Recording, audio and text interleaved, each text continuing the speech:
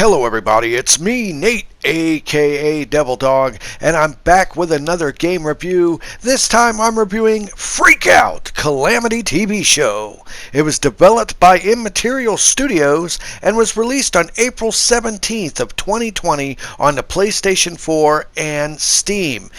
What to say about this title other than the fact that it harkens back to the good old classic overhead twin-stick shooter days of yore. This game obviously is highly influenced by the classic game Smash TV because it pretty much starts off kind of sort of like it, but then it divulges into this weird quest where you team up with these underground group of people to try to stop this evil conglomerate that's pushing these sugar pills on you that turn you into monsters. That's basically what it is, but it's just an excuse for you to go around and running and gunning with all kinds of different weapons, and with 1 to 2 players can play this game. It features 19 levels that are pretty drastically large, that are set over 5 chapters, and it does have boss battles in it as well. It has a total of 13 different enemy types, and as you get far enough along, it will pretty much have them pop up and show like a little photo of them dancing around, give you the stats of the enemy, including like what blood type they have, what sign they are, like, ooh, I'm a Virgo. It's very weird and cartoony and over the top, but it does play rather well. I honestly like this game for a lot of the aspects of how it handles, but I have to warn you, when you're playing this game, it gets rather monotonous very, very quickly due to the fact that the waves are just so damn long. There are some levels in this game that will take you 15-20 minutes to get through them easily, and it doesn't seem like it seems like it takes 2 hours to get through the damn level, and you realize when you look up and you've died like 15 times, it's like, oh, I've only spent 10 to 15 minutes on this one level? That's not that long, but it seems longer than it is because it's so monotonously just repetitive. I mean, basically, all you do is go from room to room, killing waves upon waves of enemies, collecting these little power-ups that'll spoof from these machines that allow you to do your super move. You have a meter that shows you how many times you can use it by hitting your R2 trigger button, I think, at least on PS4. And as you go through, you'll unlock new weapons and new abilities. You get like your standard machine gun that is pretty strong and has a really long distance, but it's a single shot, like as in one row of bullets. Then you have your dual pistols, which don't shoot as far, but they shoot a lot more of a wide angle to where it's easier to kill more enemies with it. Then my personal favorite is the shotgun. While it does fire slowly, it fires this scatter shot. And of course you could also get a railgun, which is super, super slow, but once you activate it, anything in its path is pretty much instantly liquefied.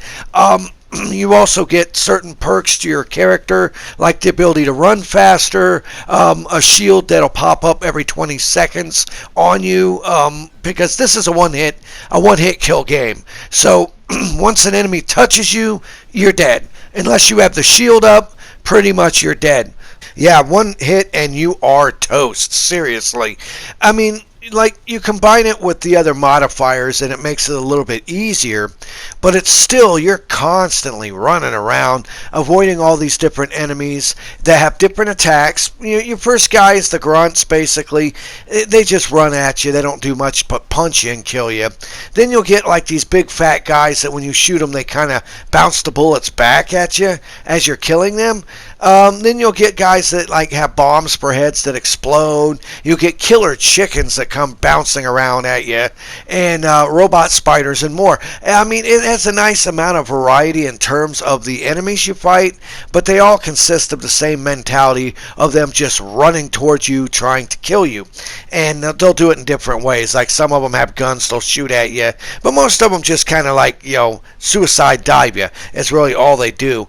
But you'll go through these levels levels that have all kinds of different areas that you can hide behind. Some items, some walls and areas you can shoot over, but you can't get around. So you can use it to play rope-a-dope with the enemies to lure them in a circle so you can shoot them. And like some of the enemies you can only kind of shoot from behind or when they actually extend their weapon, like the little Spartan soldier guys. But so you have to think on your feet constantly as you go through these levels. A lot of the levels you can fall to your death almost instantly. There are explosive barrels if you shoot that can blow you up as well. And it does seem to be somewhat random which of these spawn closets that these enemies come out of. They're spaced all around the game world as you're going through these levels, and you'll have a little arrow that'll pop up to kind of give you a general idea where the enemies are coming from. But other than that, you just got to be careful as they come out, and you just mow them down.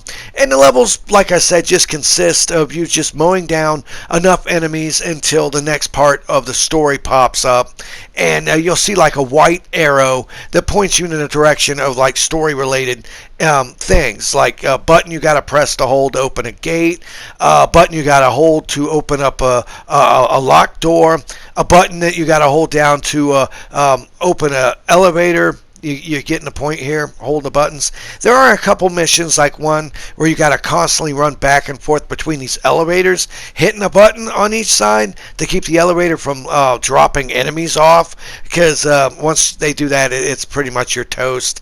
In the end, it's not a bad game. It's not a bad game at all. But there are a couple issues I do have to point out with it. First of all, I think it tries too hard to be quirky with its overall aesthetic and story. I mean, you're not really playing a game like this not expecting a major story. So, that's not really a major deterrent, but I still got to let you know if it's got like a good story or not. It does not. It's a stupid story. It's just an excuse for you to be running and gunning, and that's okay for what it is. But one thing hands down that I do have to point out that is a major fault with this game is the fact of whenever the little story guys pop up, I don't have a problem with their cheesy animation. It looks like a little hand-drawn animation where the lips just move, but their voices, they don't have voices. They have sound like chipmunks on crack when they talk. They're like, I mean, that is annoying. Once again, it doesn't destroy the game, but it's something where it's like, why did they do that? It would probably been better if they didn't have any noise at all when these people were talking. Because, I mean, seriously, it's really kind of weird. I mean, some of the caricatures look like famous people. I swear one looks just like Ron Burgundy, and some of the other ones look like Rhett and Link from Good Mythical Morning. I don't understand it, but, it's a decent game for what it is, and it's only $10. Honestly, for $10 for almost 20 levels of running and gunning action with up to 2 players, it is a challenge. It is quite difficult, especially on the higher difficulty settings, and honestly, it seems to have an okay checkpoint system. Now, what I mean by that is once you progress by killing enough enemies or getting far enough in a level, you'll see a little icon that'll appear, and that means you've reached a checkpoint. So when you die, not if, but when you die, you'll start at that checkpoint and continue on. And there doesn't seem to be any sort of lives. Once you die, you just respawn at that current checkpoint, and you keep going until you beat the level or until you quit playing the game, honestly. And like I said, it's okay for what it is. And the only other fault I have to say with this is it seems to have some issues with slowing down. Now, when there's a lot of enemies on screen, a lot of bullets, because this is a bullet hell style overhead shooter, I've noticed when certain enemies appear on the screen, it kind of has these little burps or bogs down a bit. The frames drop a little bit. It's nothing that, once again, breaks the game, but it is quite noticeable, and at least for me, it's kind of annoying.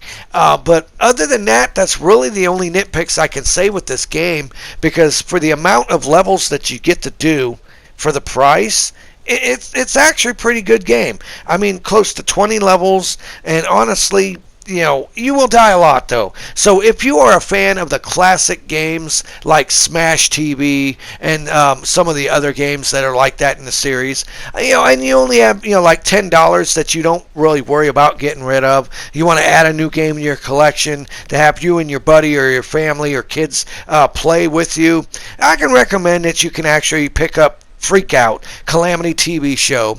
It's violent, but it's not realistically gory in any aspect. They do curse a lot in it, but most of it is text-based. It's all text-based, so it will have the cuss words pop up. But other than that, there's some blood and stuff like that. So it is kind of on the violent side, but it's cartoony-looking violence. It's not realistic at all. But in the end, if you have $10 that you don't mind getting rid of to play a game just to waste a little bit of time, I can recommend that you pick out and play Freak-out Calamity TV Show today. This was Nate, aka Devil Dog, and I want to thank each and every one of you for watching this video. Give me a thumbs up if you liked the video. Hit the bell icon to stay updated whenever I release any new videos on my channel. And remember, I always end my videos by saying, have fun, play hard, and remember, people, the devil is in the details. Peace out until next time.